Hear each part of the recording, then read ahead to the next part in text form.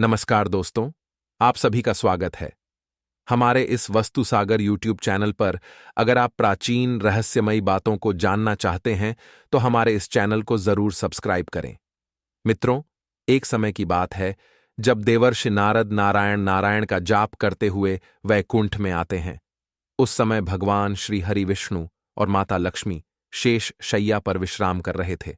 तब देवर्षि नारद श्री को प्रणाम करते हुए बोले, हे प्रभु, आज जब मैं आपके आ रहा था तब मैंने देखा कि पृथ्वी लोक पर किसी मनुष्य की मृत्यु हो चुकी है और यमदूत उसकी आत्मा को अत्यंत कष्ट देते हुए यमलोक में ले जा रहे हैं। हे प्रभु, मेरे मन यह प्रश्न उठा कि सिर्फ मृत व्यक्ति ही हम लोग में जाते हैं। अगर कभी जीवित मनुष्य अपने शरीर के साथ यमलोक क्यों नहीं जाते हैं, तथा जो आपके परम भक्त है उन्हें भी मृत्यु के बाद ही स्वर्ग या बैकुंठ की प्राप्ति होती है। ऐसा क्यों होता है? हर जीव को अपना शरीर प्रिय होता है और जब आत्मा शरीर को छोड़ता है तो उस प्राणी को भी अत्यंत कष्ट भोगना पड़ता है। हे प्रभु, कृपा करें और भक्त की जिज्ञासा को शांत कीजिए। तब श्रीहरि मुस्कुराते हुए बोले, हे नारद, आपने समस्त लोक कल्याण हेतु महत्वपूर्ण प्रश्न किए हैं। इन सारे प्रश्नों के उत्तर मैं आपको एक सच्ची कथा के माध्यम से देता हूं। तब भगवान श्रीहरि कहते हैं, हे देवर्षि नारद, अध्यादेश में एक अत्यंत शोभायमान नगरी थी। उस नगरी में एक धनवान सेठ रहता था। वह उससे के पास कुत्ता होता है। वह सेठ बहुत लालची और कपटी स्वभाव का होता है, किंतु वह भगवान विष्णु का परम भक्त होता है। वह हमेशा अपने इष्ट देव भगवान विष्णु की पूजा आराधना करता रहता था। फिर एक दिन उस सेठ की भक्ति से प्रसन्न होकर भगवान विष्णु उससे मिलने के लिए पड़ाते हैं और उसे दर्शन देते हैं और कहते हैं, हे वत्स, मैं तुम्हारी भक्ति से अत्यधिक प्रसन्न हूं। मांगो तो हैं जो भी वर चाहिए, तुम्हारी जो भी इच्छा और मनोकामना है मैं अवश्य पूर्ण करूंगा। मित्रों, भगवान श्री हरि कहते हैं, थे देवर्षि नारद व सेठ भगवान से कहता है, हे प्रभु, मैं आपके दर्शन करके धन्य हुआ। प्रभु, मुझे कुछ नहीं चाहिए, मेरे पास आपका दिया हुआ सब कुछ है। फिर वह सेठ एक सादा कागज निकालता है और भगवान से कहता है, हे प्रभु, आप इस कागज पर अपने दस्तखत कर दीजिए ताकि मेन दुनिया के लोगों को भगवान के होने का सबूत दिखा सकूं। आजकल दुनिया में कोई यह मानना ही नहीं चाहता है कि भगवान है। फिर भगवान ने कहा, ठीक, हे वत्स, लाओ, मैं तुम्हारे कागज पर दस्तखत कर देता हूं। इतना कहकर भगवान विष्णु उस सेठ के कागज पर दस्तखत कर देते हैं और अंतर्ध्यान हो जाते हैं। फिर वह सेठ उस कागज को हमेशा अपनी जेब में ही डालकर रखता था ताकि वह दूसरों को भगवान के होने का सबूत दिखा सके। फिर कुछ दिनों बाद उस सेठ का वह कुत्ता मर जाता है, जिससे वह सेठ बहुत ही दुखी हो जाता है। सेठ का कुत्ता मृत्यु के बाद यमलोक में जाने लगता है। फिर यमलोक पहुंचने के बाद वह कुत्ता यमराज के सामने आकर खड़ा हो जाता है। यमराज उस कुत्ते का लेखा जोखा निकालते हैं और कहते हैं कि श्वान, तुमने तो पशु का जन्म पाकर भी कोई पाप नहीं किया है। तुम्हें हमेशा अपने मालिक के साथ वफादारी की है, कभी किसी पशु पक्षी आदि प्राणियों को कष्ट नहीं दिया है। तुमने अपने सभी काम बड़ी ईमानदारी के साथ किए हैं कि श्वान, एक कुत्ते का जन्म पाकर भी तुमने कोई भी घृणित कार्य नहीं किए हैं। इसीलिए तुम्हारे सभी जन्मों के पाप नष्ट हो चुके हैं। फिर वह कुत्ता बोलने लगता है, हे धर्मराज, आप चाहे मुझे नरक में भेजो या स्वर्ग में, मैं कहीं पर भी जाने के लिए तैयार हूं। लेकिन मेरी आपसे विनती है कि मैं जिस भी स्थान पर रहा हूं, मैं किसी मनुष्य के बंधन में न रहा हूं। मुझे किसी मनुष्य की गुलामी न करनी पड़े और ना ही मुझे मनुष्य का जीवन चाहिए। आप कृपा करके मुझे कोई उचित स्थान प्रदान करें। मित्रों, भगवान श्रीहरि कहते हैं, हे देवर्षि नारद, कुत्ते की बात सुनकर यमराज आश्चर्यचकित होते हैं और सोचने लगते हैं कि मनुष्य का जीवन पाने के लिए तो देवता भी तरसते हैं। फिर यह कुत्ता मनुष्य का जीवन न देने की कामना क्यों कर रहा है? फिर यमराज उस कुत्ते से कहते हैं, श्वान, तो मनुष्यों से इतना द्वेष क्यों करते हो? मनुष्य का जन्म पाने के लिए तो बड़े बड़े देवता भी तरसते हैं। पृथ्वी पर तो मनुष्य का जीवन ही सर्वश्रेष्ठ। फिर क्यों तुम मनुष्य का जन्म नहीं पाना चाहते हो? इससे पहले तुम्हें कभी मनुष्य का जीवन नहीं मिला है। शायद इसीलिए तो मनुष्य जीवन के फायदे नहीं जानते हो। तुम एक बार नुस्खे का जीवन प्राप्त करके देखो, तुम्हें पता चलेगा कि धर्मराज, मैं जानता हूं कि मनुष्य का जन्म कितना अनमोल है, लेकिन मनुष्य बड़ा ही स्वार्थी, धूर्त, कपटी और चालाक होता है। जब वह अपना मतलब देखने लगता है तो सही गलत सब कुछ भूल जाता है। मनुष्य मुझ जैसे बेजुबान जानवरों को अपना गुलाम बनाकर रखता है। दोस्तों, वीडियो में अंत तक जरूर बनेगा, क्योंकि आधे अधूरे ज्ञान से कभी सफलता नहीं मिलती है और अपना काम निकल आता रहता है। इतना ही नहीं, मनुष्य तो भगवान को भी धोखा देता है। इसीलिए मुझे मनुष्य जन्म नहीं चाहिए। यमराज कहते हैं, हे श्वान, यह तुम क्या कह रहे हो? मनुष्य भगवान को धोखा भला कैसे दे सकता है? तुम जरा बताओ, मैं भी तो फिर कुत्ता कहने लगता है। हे धर्मराज, मनुष्य जब मंदिर में जाता है तो स्वार्थी मन से भगवान की पूजा करता है। भगवान से कहने लगता है, हे भगवान, मेरा ये काम बना तो मैं इतने पैसे चढ़ाऊंगा, दान धर्म करूंगा, भंडारा करूंगा, गरीबों को कपड़े दान करूंगा। लेकिन जब उसका काम पूरा हो जाता है तो वह सब कुछ भूल जाता है। मित्रों, होड़ में वह अपनों का ही शोषण करता रहता है, एक दूसरे की टांग खींचने में लगा रहता है। न खुद ऊपर उठने का प्रयास करते हैं, न दूसरों को उठने देते हैं, न चैन से खाते हैं, न खाने देते हैं। अपना काम बनाने के लिए दूसरों को धोखा देता है। और उसकी धूर्तता तो देखिए, वह भगवान को भी लालच दिखाकर अपना काम बना लेता है। जब काम पूरा होता है तो कहता है, भगवान के पास तो सब कुछ है, मैं उन्हें क्या दे सकता। इस प्रकार से कहकर वह अपनी बात से मुकर जाता है। यमराज, इंसानों के बुरे कर्मों को गिनाते के नाते मैं थक जाऊंगा, किंतु उसके बुरे कर्म समाप्त नहीं होंगे। उसकी चालाकी के आगे तो देवता भी कुछ नहीं है। कुत्ते की बात सुनकर यमराज कहते हैं, हे श्वान, माना कि इंसान बहुत चालाक है, लेकिन वह हम देवताओं को मूर्ख नहीं बना सकता, क्योंकि हमारे यहां जितने भी जीव आते हैं उन्हें हम ही दंड देते हैं। उसने पृथ्वीलोक पर कितनी चालाकी क्यों न की हुई हो, उसे मृत्यु के बाद यही आना पड़ता है। सभी इंसान यहां पर आकर हमारे सामने रोते हैं, माफी मांगने लगते हैं, नरक जाने के भय से और मेरे भयंकर रूप को देखकर थरथर कांपते हैं। सभी मनुष्य हमारे अधीन रहकर ही काम करते हैं। फिर वह कुत्ता बोलता है, हे धर्मराज, आपके पास जितने भी मनुष्य आते हैं वे सब मरे हुए होते हैं। आपका पाला किसी जीवित इंसान से नहीं पड़ा है। यदि आप किसी जीवित मनुष्य को यमलोक लेकर आओगे, तब आपको पता चल जाएगा कि जीवित इंसान कितना खतरनाक होता है। उस कुत्ते की बात सुनकर यमराज को आश्चर्य हुआ और गुस्सा भी आ गया। वे सोचने लगे, यह तो हमारे यहां पर आकर हमारा ही अपमान कर रहा है। इस तुच्छ कुत्ते को दिखाना होगा, हमारे सामने कोई इंसान कुछ भी नहीं है।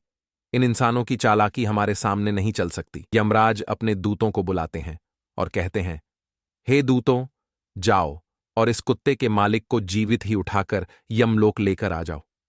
हम भी देखते हैं कि जीवित इंसान हमारे सामने क्या चालाकी करता है। अगर यह कुत्ता गलत साबित होता है तो इसे अनेक वर्षों तक नरक में डाला जाएगा। फिर यम के दूत धरती लोक पर जाते हैं और उस कुत्ते के मालिक को, अर्थात उस सेठ को, यमलोक ले जा रहे होते हैं। सेठ उन यमदूतों से पूछने लगता है, थे यमदूत, क्या मेरी मृत्यु नींद में हो चुकी है? तब यमदूत कहने लगते हैं, नहीं मनुष्य, तुम अभी जीवित ही हो। फिर वह कहता है, फिर आप दोनों मुझे कहां ले जा रहे हैं? मैंने कौन सा पाप किया है? यम के दूत उस सेठ को सारी कहानी बता देते हैं और कहते हैं, तुम्हारे कुत्ते ने यमराज से कहा है कि जीवित मनुष्य बहुत चालाक होता है, इसीलिए इस बात का परीक्षण करने के लिए यमराज ने आपको जीवित ही यमलोक लाने के लिए कहा है। उसे को पूरी बात समझ में आती है और वह कुछ देर तक सोचने लगता है और फिर तुरंत उसकी जेब में रखा हुआ वह कागज निकालता है जिस पर भगवान विष्णु ने दस्तखत किए हुए होते हैं।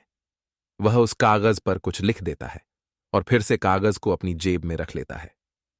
यमदूत उस सेठ को लेकर यमराज के दरबार में उपस्थित हो जाते हैं। उस सेठ को देखते ही यमराज जोर जोर से हंसने लगते हैं और सोचने लगते हैं, यह तुच्छ मनुष्य भला मेरा क्या बिगाड़ पाएगा। फिर वह सेठ जाकर यमराज के सामने खड़ा हो जाता है और अपनी जेब से वह कागज निकालकर यमराज को देता है। जब यमराज उस कागज को खोलकर पढ़ने लगते हैं तो वे तुरंत ही सिंहासन से उठकर खड़े हो जाते हैं और उस सेठ को सिंहासन पर बिठाकर खुद उसके स्थान पर खड़े हो जाते हैं, जिसे देखकर यमराज के सभी दूध चौंक जाते हैं। सोचने लगते हैं, यमराज ये क्या कर रहे हैं? एक मानव को अपने सिंहासन पर बिठा रहे हैं। ये जरूर कोई पहुंचा हुआ इंसान लगता है। वह सेठ अब यमपुरी का राजा बन जाता है। यमराज भी उसका आदेश मानने के लिए विवश हो जाते हैं। फिर वह शेर सिंहासन पर बैठते ही यमलोक के सभी कानून बदल देता है और यमराज को ही यमलोक के द्वार का पहरेदार बना देता है। फिर वह सेठ सोचने लगता है, जब मैं मर जाऊंगा तो मुझे भी यहां पर आना पड़ेगा और मेरे पाप कर्मों के कारण मुझे भी नरक में डाला जाएगा। इसीलिए उस सेठ ने नरक में पड़े सभी प्राणियों को स्वर्ग में डालने का आदेश दिया और नरक का द्वार हमेशा के लिए बंद कर दिया। मित्रों, भगवान श्रीहरि कहते हैं कि देवर्ष नारद और फिर सभी यमदूतों को आदेश दिया कि आज के बाद किसी भी प्राणी को नरक में नहीं डाला जाएगा, सभी प्राणियों को स्वर्ग में ही भेजा जाए। सेठ के इस आदेश को सुनकर स्वर्गलोक में खलबली मच गई। सभी देवता हैरान हो गए, लेकिन वे कर भी क्या सकते थे। आदेश यमलोक के राजा ने दिया था, इसीलिए चुपचाप सभी उसका पालन करने लगे। स्वर्गलोक का संतुलन पूरी तरह से बिगड़ गया। धीरे धीरे स्वर्गलोक में जीवों की भीड़ बढ़ने लगी, जिनकी सेवा करके स्वर्गलोक के कर्मचारी और अप्सराएं परेशान होने लगे और सोचने लगे, इतने सारे जीवों की सेवा कैसे कर पाएंगे। मित्रों, भगवान श्री कहते हैं, हे देवर्षि नारद। उधर वह कुत्ता सोचने लगा, यमराज को जीवित मनुष्य को यमलोक में लाना कितना महंगा पड़ गया। दोस्तों, वीडियो में अंत तक बन रहे सेठ जी ने सब कुछ बदल दिया है। आखिर ऐसा कैसे हुआ?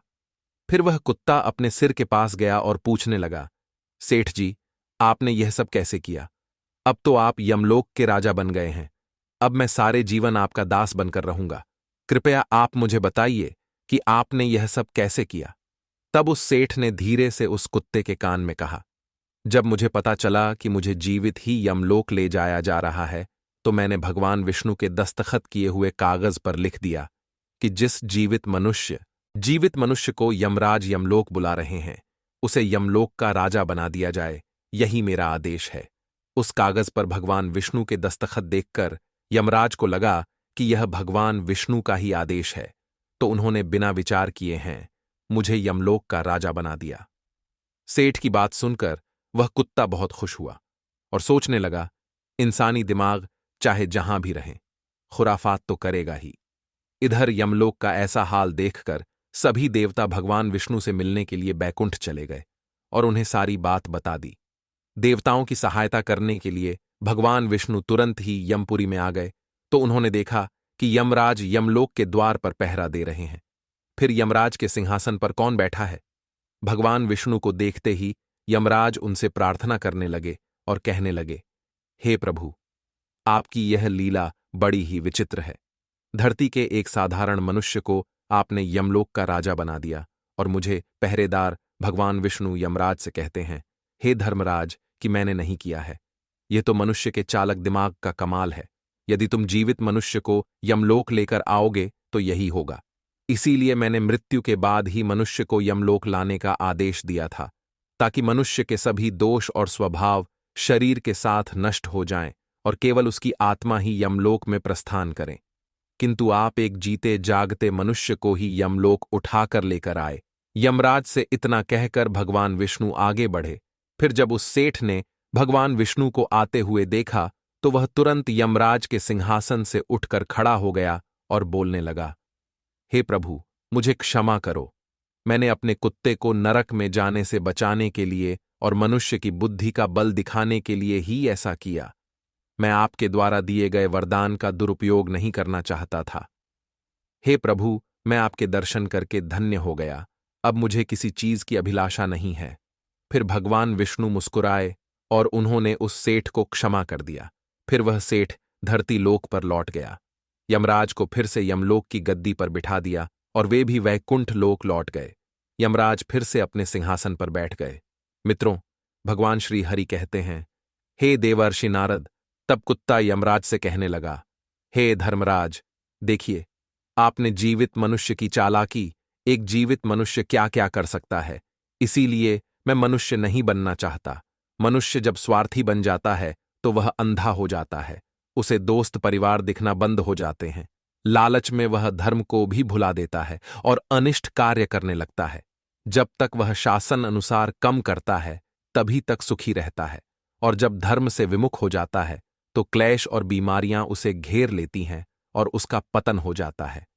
फिर यमराज उस कुत्ते को क्षमा कर देते हैं, उसे स्वर्ग में भेज देते हैं और यमलोक के बदले हुए कानूनों को फिर से सही कर देते हैं। मित्रों, भगवान श्रीहरि कहते हैं, हे देवर्षि नारद, अब आपको आपके सारे प्रश्नों के उत्तर मिल चुके होंगे। इसलिए मनुष्य कर्म से कहीं अच्छा हो या बुरा, वह कभी भी शरीर के साथ यमलोक में नहीं जा सकता है। यही अटल सत्य है। स्वयं मुझे भी मेरे अवतार शरीर को त्याग कर ही वैकुंठ में आना पड़ता है। नारद कहते हैं, हे प्रभु, आपने मेरे मन की सारी शंकाओं को दूर किया है। तो दोस्तों, आपको हमारी वीडियो कैसी लगी? कमेंट बॉक्स में जरूर बताइएगा और हमारी वस्तु सागर चैनल को जरूर सब्सक्राइब करें।